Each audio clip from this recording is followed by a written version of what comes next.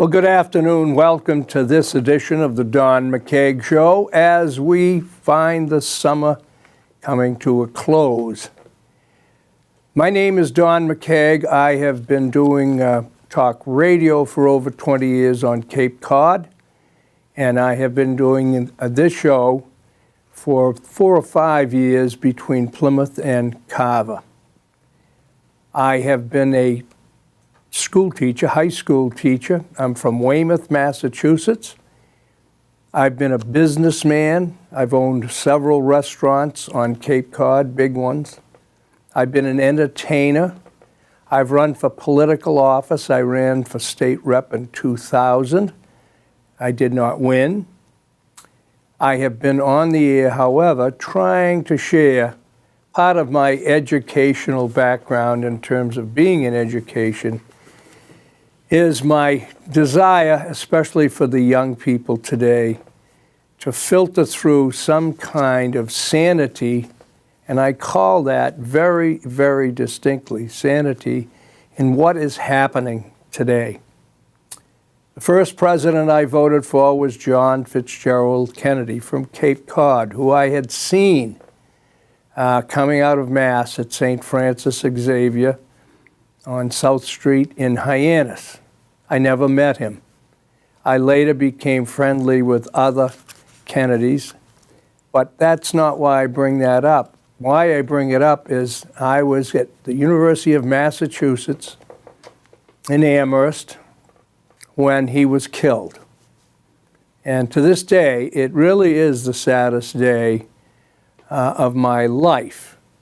I was 21 or 2, and I could not believe it. And so many of us, our youth changed. The world changed. This country changed. Whether people liked him or not, many didn't. He was fighting the position of being a Catholic with a lot of the Southern Baptist states and some Midwest who had this unnecessary fear that somehow the Pope in Rome was going to affect and infect America's value system. He was able to win it. There was a lot of controversy, but it was so wonderful for a young college person, all of us, to see this young family. All the world leaders were old men. Winston Churchill, Eisenhower, who was the president before John Kennedy, Charles de Gaulle in France. There were all sorts of elderly rulers. That went with the territory in those days. So it was a tremendous loss for us, and it affected me, I guess, more than I even realized until now. And I am so dismayed by what young people now are being subjected to in the political system. I want to reiterate, this is not about whether you like Donald Trump or not. People have lost sight of that thanks to this vicious bunch of jackals that appear nightly on television, and our young people are subjected to it after going to college, where they now have college professors politicizing the subject matter, picking who they should and shouldn't vote for, how they should think, totally against what I, as an educator, and the people I admired as teachers, did. We never did that. We give both sides. We bring all candidates in. We let them verbalize their opinions. But for the professor who's in charge of giving grades to these young people at $30,000 to $50,000 to $60,000 a year, leaving them in debt, their parents in debt sometimes for the rest of their adult life, is immoral, to say the least. That's what we have, however, today. Every single day, that media is really attacking the presidency of the United States. They can say it's Mr. Trump, but that's not what it is. That's how bad things have gotten. We have today the greatest country still that's ever been on the planet, ever. We have people coming here from everywhere. Why? Because it's the best standard of living. It's the best opportunity still. With all of these meatheads who are degrading it, demeaning it in so many ways. So I come on to do an hour show every now and then to try to reinforce in many of the people that are watching, and I hear from people, it's not about agreeing either. It's about a form of government that was founded based on the Christian Judeo religion. Make no bones about it. We have the leftists out there. We have the people on television and on radio in the majority by far. Schools of journalism, by their own admission, say that 86% of the students, or the professors, I should say, are liberal. That's not healthy, especially when then people come out and they talk about being balanced and even. Well, I want to read some things, as I always do, to have you digest them, because these are things said by people much wiser, much better known than I. So this isn't about Donald P. McKeag from Weymouth, Massachusetts, going on a small TV, public television show to voice his opinions. This is about what I, in my 70s, or 3/4 of a century I have lived. I know what I've seen. So do some of you that are watching. You've lived through these things.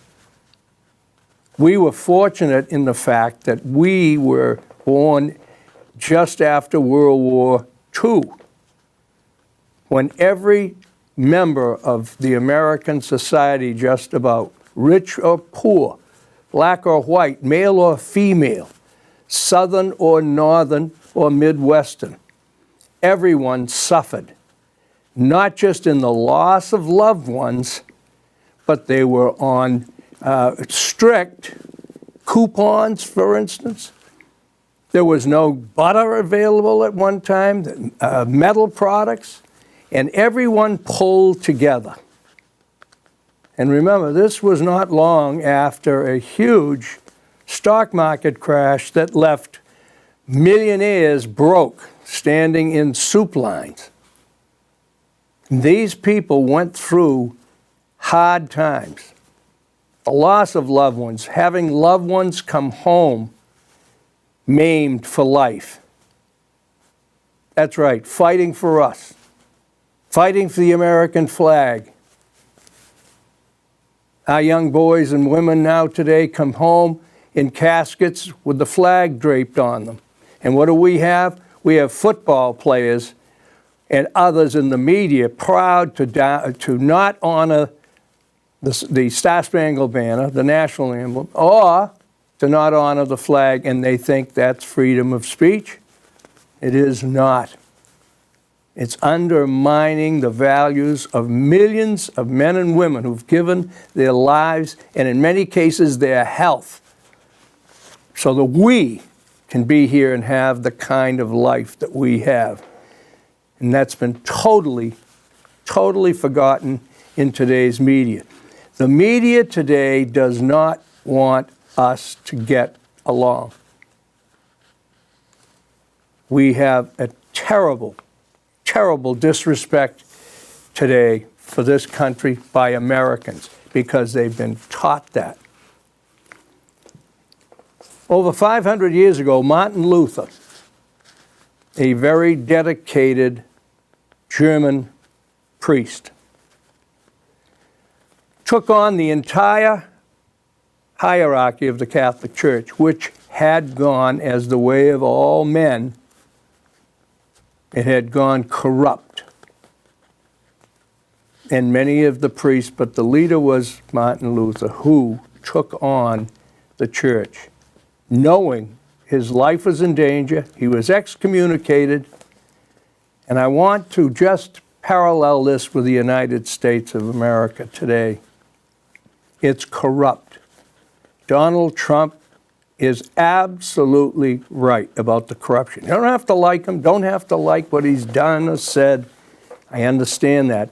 But when he says corruption, during this hour, I'm going to read you things that are facts, that are actualities, that all these hard-working young families that I watch when I go to the supermarkets, I see a young mother with 2 small children with a full cart, and she goes to the line, and it's $200, $180. And then she'll tell me, and that I have to come back another time this week. You see what they're doing with taxes. And then what do the congressmen and the senators do? They take more trips we pay for. We can't even afford their cafeterias. If you ever knew what's spent on the cafeterias.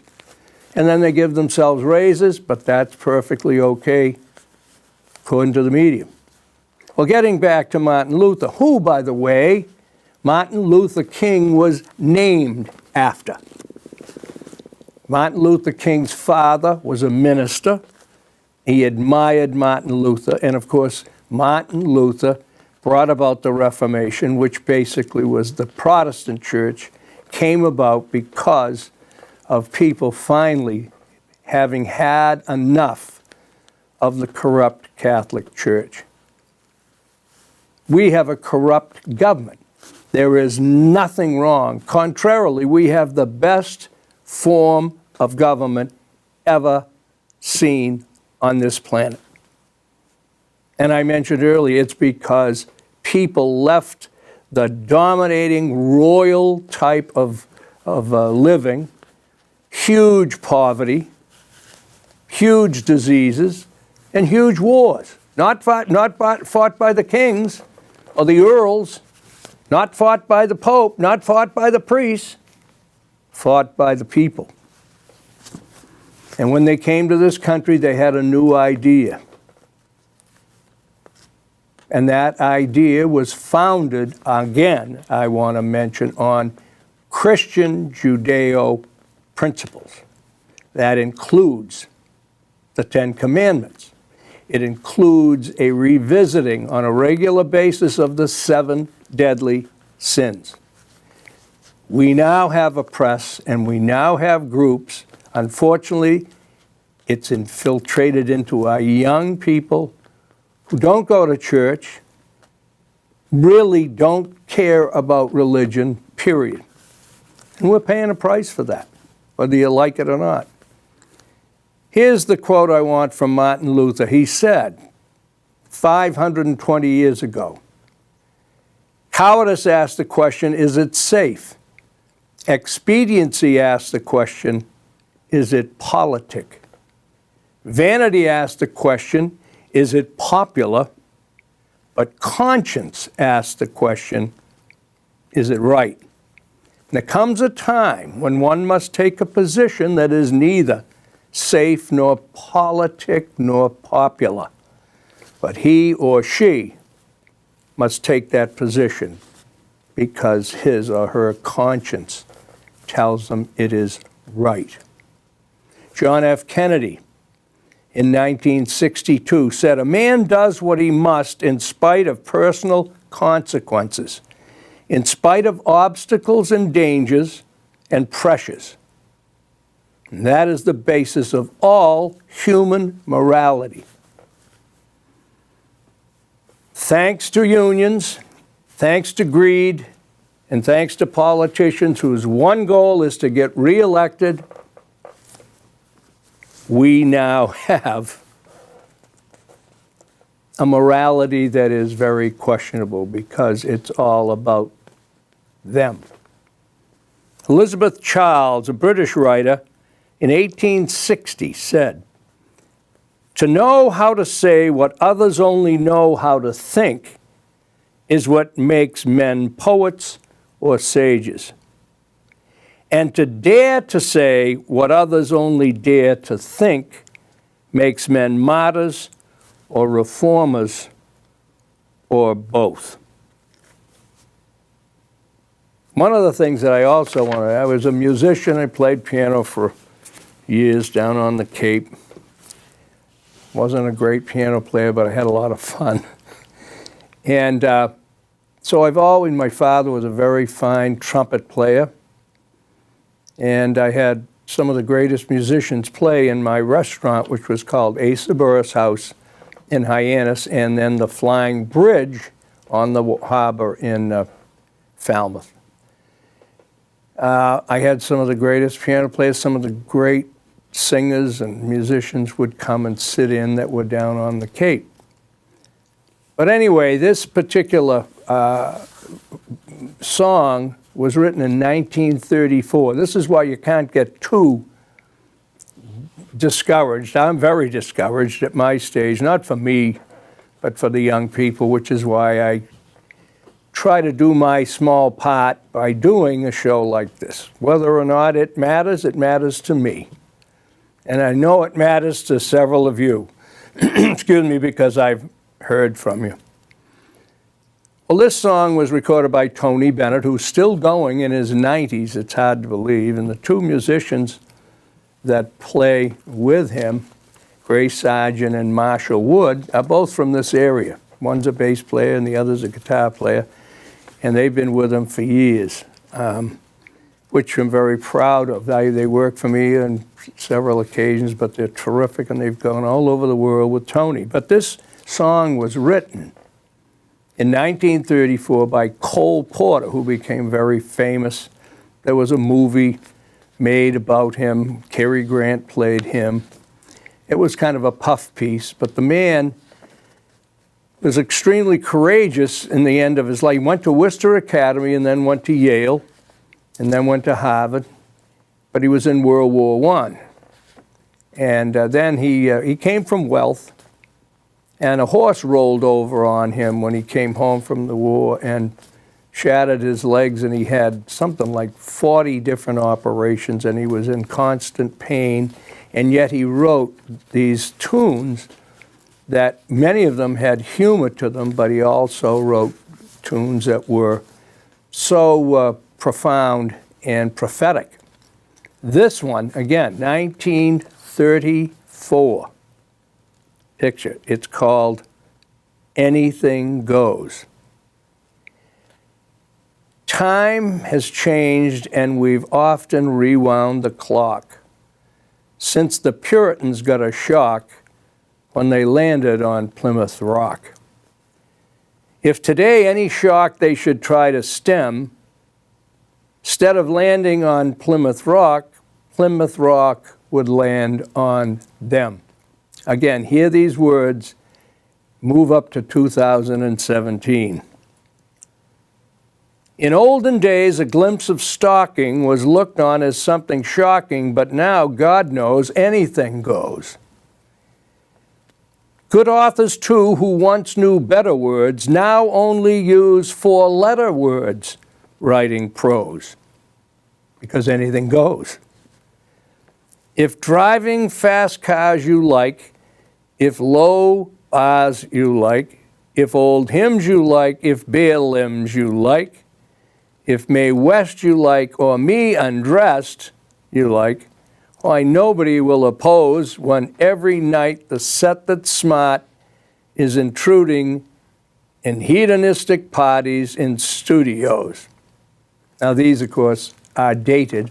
Mae West was a very outrageous, sexually oriented big woman who was very fun, but very against what were the moral codes were there. But anyway, I won't do the whole thing, but the world has gone mad today, and good's bad today, and black's white today, and day is night today. And that gent today that you gave a cent today once had several chateaus.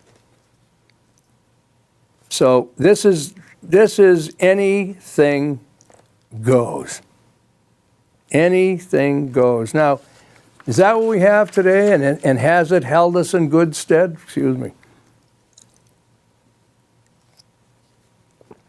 There used to be in Hollywood, and back when I was a kid, a long time ago, Hollywood had censorship. And the owners, several of them Jewish, were very, very stringent on behavior by their stars because they knew the influence that Hollywood was going to have on the public. Those who were working and bored with their life and unhappy with their life, at first it was 15 cents or a quarter. They could go and escape life and jump into that screen. That black and white screen started with no speaking parts. They had no audio. Well, then, of course, the power of it just kept coming and coming. And then finally, again, sorry, but the liberal establishment decided we're going to lower these censorship. They're ridiculous. It's not real. And look what you have now. You can't go to a movie now without the F word or some specific sexual act. They don't care if you've got kids with you. They don't care on television now. It's infiltrated there. There's no such thing as class, as a no-no, especially caring about the influence things have on young people. And if people say, oh, that doesn't matter, well, I have to laugh because I'm old now and I've seen the results of policies by many of this liberal establishment. It continues to be insanity. It's ludicrous to think that there's a rationale. And it's because it's infected the young people from 4 generations ago who've had kids. And now, back in the 60s, we had parents smoking weed with their kids. And then when our veterans were coming back from Vietnam, having the nerve to be down there, they had free love, having sex up in the woods, and spitting on the returning veterans because they were against the war. Nothing wrong with being against the war. I don't have a problem with that. But did the media, was anyone outraged? This is where it started, right in that 60s, my generation. And it didn't come from President Kennedy, and it didn't come from his brother Bob. And it didn't come from most of the presidents going up through.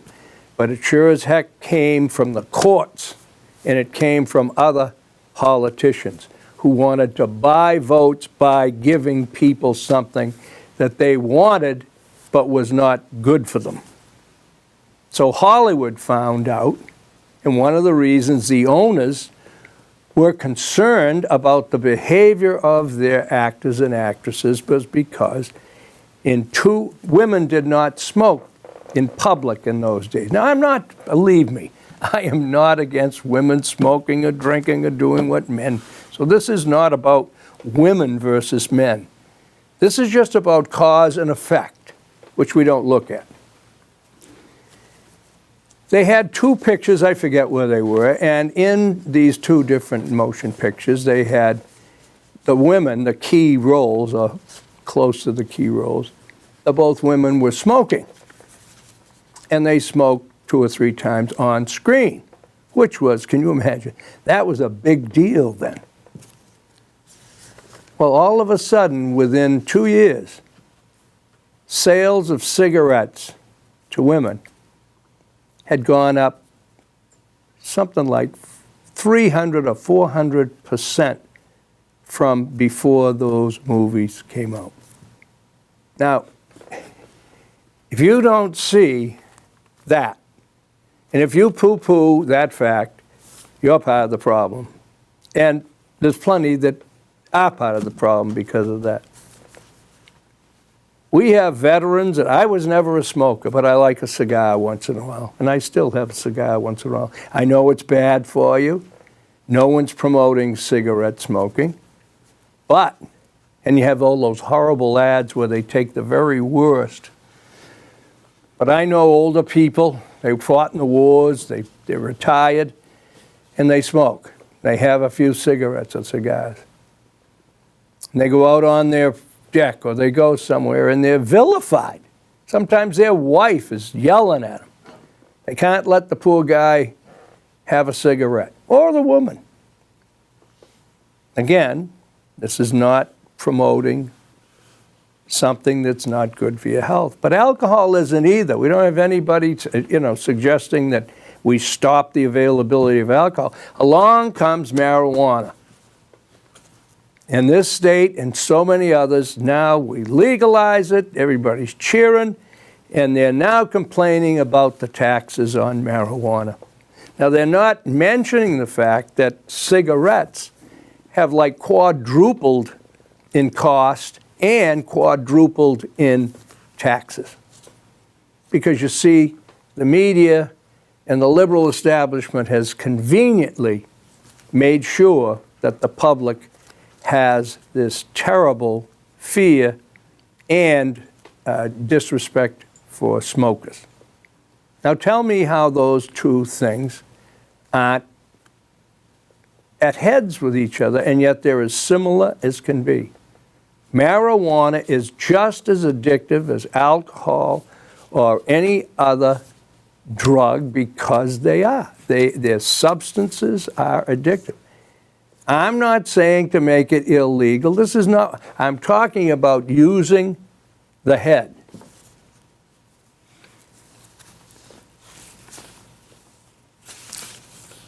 This is sad, again, and I read this, but in 1887,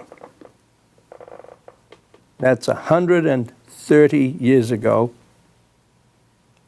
a Scottish history professor at the University of Edinburgh had this to say. He was an expert in ancient histories, especially the Athenians.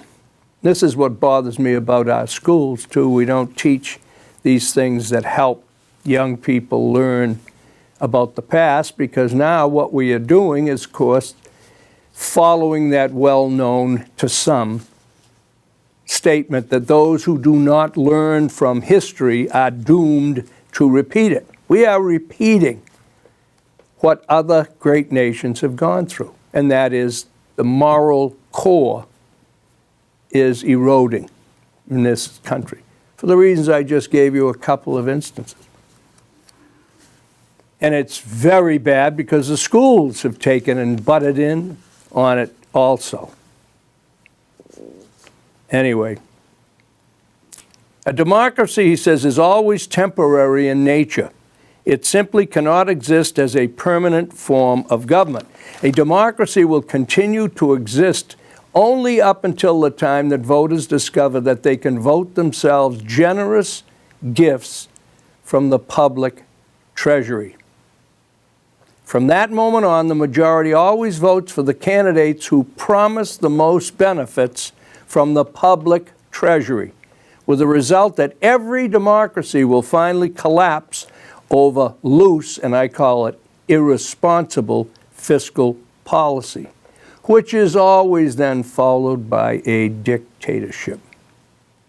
Now what this is talking about what we have today, and I was a school teacher, 12 years. As was my wife. Public employees are what was described in there. Public employee unions where there is no bottom line. Union membership in the private sector all across this country has decreased. Why? Not because they were forced out, excuse me, but because there's a bottom line in the private sector. That's what democracy is about. That's what capitalism, I should say, is about. When you have towns that we have, and I've talked about this, and I don't care if you like it. I don't care if I offend people who are in the public sector. They are overpaid almost generally, everywhere. Overpaid, overinsured. Isn't that a terrible thing to say? No, it isn't. Not when you all also have, like this state, we have unfunded pension plans. If any major financial crisis hits this country, let me tell you, all these retirements are going to go unpaid. In the private sector, during that last bad time in the 80s, I knew several lawyers, I knew pilots, I knew others in the private sector who ended up retiring with 50% of what they were supposed to get. But you never read that. Because again, the media knows, and this is what happens with big government. That's why our founding fathers wanted small government. The minute you get government too big, which it is right now, the minute you get public employees, and I'm talking about in towns, the liberals who create all these feel-good departments and then know that they can find a job for the secretary, his secretary's niece, off it goes. No bottom line on the buildings that we see. These schools are absolutely out of control. In Carver, I had to put in a $60,000 septic system because the town had no town sewerage. Do you think I gave myself a raise? You build a school or you build a fire station, the next thing you know, the employees get a raise on top of their insurance. The other thing that people do not know in the general section, and again, public employees are subjected to one of those 7 deadly sins that we don't think are relevant anymore to teach to our kids. All of us, myself, you in the audience, everyone, male, female, black, white, I don't care what your religion is, I don't care if you're gay, I don't care. Every one of us, God has put in our system as a human being 7 deadly sins that can be affecting a person at a different, later time in his life. Some never. But greed is the biggest enemy of this country now. Greed. Out of control greed. And a lack of shame that I read in that little passage by Martin Luther. There comes a time when you must not care about whether it's popular. You must care about your vote because it's the right thing. Your conscience tells you is right. Read the Boston papers and see the raises that public employees continue to give themselves. And yet we keep voting. I was a Democrat most of my life. I don't vote for Democrats now. I don't like the Republicans, but I don't vote for Democrats in this state. But if you're in the public sector, you've been voting for Democrat all your life and justifying it. Abraham Lincoln once said, very wise words, "You cannot help the poor by destroying the rich." Who wants to do this? Liberals. You cannot strengthen the weak by weakening the strong. You cannot bring about prosperity by discouraging thrift. We don't have any thrift anymore. How many people put any money, how many of you people or your kids, who puts any money aside? And what they'll tell me and tell others, of course, and it's right, I don't have anything left. At the end of the month, everything I've got coming in has gone out. Plus, then, the greed also shows by having credit cards. We have such a false economic culture now, it would fall apart, without credit cards. And I know people who can't even pay their minimum payment. They can only pay the interest. Do you know this, that the credit card companies, who are owned by banks, they make more money on late fees than they do on their interest, and they have for years. I went to Ted Kennedy, who, by the way, did something about it. I had a stepdaughter that was away at college, and she's telling me she got 4, I think she was back 1 week in college, She got the first week, 4 credit card applications that she was going to get a credit card for. All the kids were. Now tell me, what is a college student doing getting a credit card in college with no visible means of income? I'll tell you what, here's the psychology. Here's the greed in the banking industries. They didn't care about the kids, they knew. They'd done a study. Something like 80% of those graduating college kids that hadn't paid their credit card balances had their balances paid off by their parents. Why? Because mommy and daddy didn't want Billy or Nancy or Sally to go off into the world owing money. That's why these corporate credit cards were being sent to college students. I told Senator Kennedy, who was a great friend of mine, and he looked into it, and it was very definitely affected because they took it up in committee somewhere. So you cannot bring about prosperity by discouraging thrift. You cannot lift the wage earner by pulling the wage payer down. You cannot build character and courage by taking away initiative and independence. That's what we're doing now, though. Welfare state, another liberal fiasco. Imagine our mentality today. Hard-working American kids can't get into the public colleges. They can't get into UMass. There's a line ahead of them of minorities, in some cases of illegals. And I speak like this, and the Democrats and the liberals think there's something wrong with me being critical of that? You people out there that vote Democrat, and you've got kids that want to go to college, and where you can still get a better deal as far as expense in a state school, they can't get in. Harvard University, the greatest school in the world, according to them, they have 81 or better $1 billion in endowment funds, yet they receive federal funding for grants. Tell me why. Churches, why? Why should they get any funding? Those funds go back to John Harvard and to the churches when they first started out.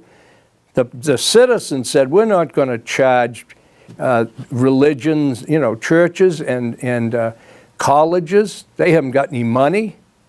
Now they do. Do they make any adjustment? But they'll make adjustments on you and me. They don't mind raising your taxes anytime they feel like it, whether you can afford it or not.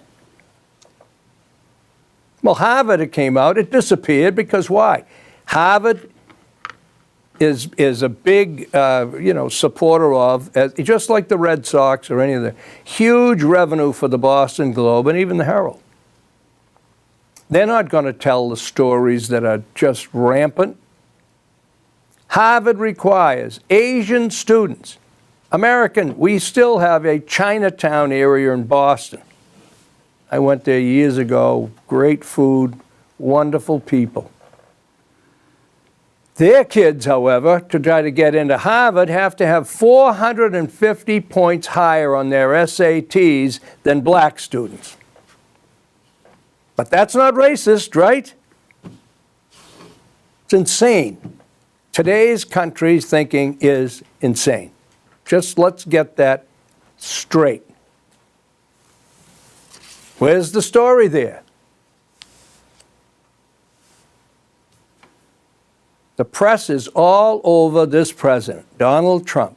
And I pray to God that people who don't like him at least start to recognize how cheap shots and how really crazy the press and other Republicans who, again, are corrupt in trying to take this man down. He gives a pardon to Sheriff Arpaio, who's charge was contempt of court. I don't blame him. I would have been too. He's the one that was so tough on the prisoners. I'll tell you a story about William Well, too, and what went on in the liberal-run Massachusetts Democrat Party feel-good. But let's get back to Donald Trump. So Donald Trump pardons Sheriff Arpaio. All hell breaks loose. Not obeying the law, blah, blah, blah. President Barack Obama pardons 1,700 convicted felons, many of whom, most of whom, were drug dealers. You think that's sensible? Drug dealers. He also, if you remember, pardoned several people who were in Guantanamo, who we know now, the CIA knows, they are now back on the firing lines, ready to kill our wonderful young men and women who are giving times of their lives, and in some cases their lives, to keep us safe. No story there. None. A huge story of suffering, pain, and yet of great, great participation, volunteerism, and the kindness of the American people is going on out there in Houston. What does this press want to do? They are offended by Melanie Trump wearing spiked shoes. Now, I know you're not probably watching this after the last few things. If you are what I'm going to describe, you are insane if you don't think that's insanity. You are insane. She hadn't even got on the plane. She had sneakers with her. You know what it is? They can't stand. They're so jealous. There it is in the 7 deadly sins. Greed's one, envy, lust. That's all prominent in this today's America. You can be black and say anything you want about whites or anyone else, and that's okay. It's not racism. Tell me how you get away with it. How do you, as an educator, I'm an educator. I'm not racist, but I'm white. I prefer to be white. I didn't have any say in it. For years I've been saying this. If you get up in the morning, I don't care what color you are, I don't care what sex you are, I don't care how old you are, and you look in the mirror and you don't like what you see and you're angry, and you go out there and expect others to make you better, to make you feel good again, you're doomed. Plus, nobody wants to be around you anyway. They figured you out a long time ago. And you know, this is what we're cultivating in this television industry especially. We are cultivating people whining. People who are unhappy and are told, well, you deserve to be unhappy. It's really a pathetic situation. And I hate to get on this negative thing, but I just have to. I have to talk about what has happened. Here's Samuel Adams. Oh, by the way now, this racial thing that's out of control, tell me. All these statues and all, I mean, do you know how much horse manure that is? These were men, they weren't fighting because they loved slavery, all of them. They were good Christian men fighting for their country. Trying to allow, we honor the Japanese now, and they murdered Americans in prison camps. They murdered Chinese. Read the history. Of course, we don't teach that in the schools because that's too offensive to the Japanese. We actually had a bird brain down there in Washington at the museum there where they have all of the historical data, and I just lost the thought of the name. But anyway, somebody had just to show you the insane people that are out there, actually put in a display blaming the United States of America for the atomic bomb, for dropping it. President Harry Truman, one of the most courageous things he ever had to do, he lost sleep, so did the pilots. But the estimate was the Japanese were never going to surrender. They were going to fight, and they did. They kept fighting even after the atomic bombs in several islands. Some they never got the news. But the estimate was almost 1 million American lives would be lost if they didn't drop the bomb. Sound familiar today? This is what we got in the media. They don't care about saving people. They care about minority positions.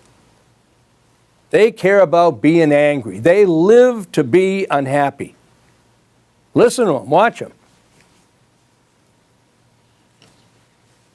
They didn't even care that some of them, perhaps their grandfather was in the service and would have died. They wouldn't even be here to be on TV, to be a lunatic.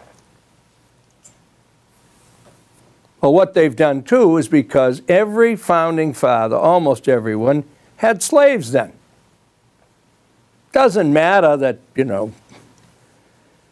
there were people who all owned horses too before we had the automobile. Some people abused their horses. They abused their cows. I mean, it's ludicrous. But what they've done in the educational field, education is as big a swamp as politics now. Collegiate education is a swamp. There's great people still in education teaching, but they've been smothered by administrators that, again, publicly, making way too much money. But anyway, what they're accomplishing by getting rid of Thomas Jefferson, and under the guise of he had slaves, is they're getting rid of, I guess, all his doctrines that have proven to be so wise and we have followed so closely. Samuel Adams, another one. They named beer after him, so I guess his name will still be known. The young people won't know other than that. That's how great the teaching's been. Once the people lose their virtue, they will be ready to surrender their liberties to the first external or internal invader. If virtue and knowledge are among the people, they will never be enslaved. Hear that? If virtue, our morals are gone. If virtue and knowledge are among the people, they will never be enslaved. This will be their great security. Neither the wisest constitution nor the wisest laws will secure the liberty and happiness of a people whose manners are universally corrupt. We don't have manners now.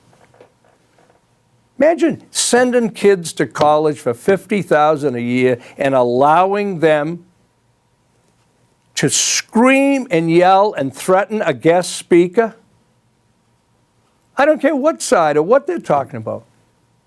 Imagine how poor manners that is. So that's what we're looking at. Abraham Lincoln once said, again, these liberals only quote these men when it's convenient for them. Abraham Lincoln said, the United States will never be defeated by a foreign power. If we lose our rights and our freedoms, it will be because we were defeated by ourselves. That's unfortunately where we have come to. How are we on the time now? Pretty close, 5 minutes. In closing, I know I get haranguing, but I am just committed to trying to do, as I said, a little bit I'm not trying to lower the boom anymore and make people feel worse, but it is a very serious time. And I have too many friends of mine that go out in the golf course every day and they say they care about their grandkids. Well, I'm not saying you shouldn't go out on the golf course, but I am saying that we all came, our age group, you came in with the idea, and it was ingrained that we should leave the world a better place than what we found. And boy, are we far away from that. Last thing, I got a minute. This one is a great one. This is in the back pages. This just shows you the minority position, how that's even used. Wonderful gentleman put in the back page, not the front page of a major newspaper. It was Associated Press. Richard Overton leaves the court March 23rd after a special presentation that honored him as the oldest living American war veteran during a timeout in a game between the Memphis Grizzlies and the host San Antonio Spurs. Overton was honored Thursday by his hometown of Austin, Texas, on his 111th birthday. Overton said a secret to his long life, and I'll tell you about that. The man's black, and he's smiling, and he's in uniform, and he's 111. Wouldn't it be nice to just have one newspaper put that on the front page? A black man, happy, and the oldest living veteran. And here's what I love for the politically correct, again, proof of where they are, how they hide the facts and how the truth. And they really don't want us to smile and be happy. Anyway, Mr. Overton said, the secret to a long life is smoking cigars and drinking whiskeys. And he said, those are two things I continue to do. And the man's 111 years old. God bless him. Well, anyway, this is Don McKeag. Hope you've enjoyed some of it. It's not about enjoyment, but I hope it kind of educates or re-educates you in that we can stand up and speak our piece and not be browbeaten by this media, by the schools, by the newspapers, and by what's just out of control. I call it feel-good-ism. Have a pleasant weekend. God bless you. And I hope we'll have another show coming up soon. Thank you.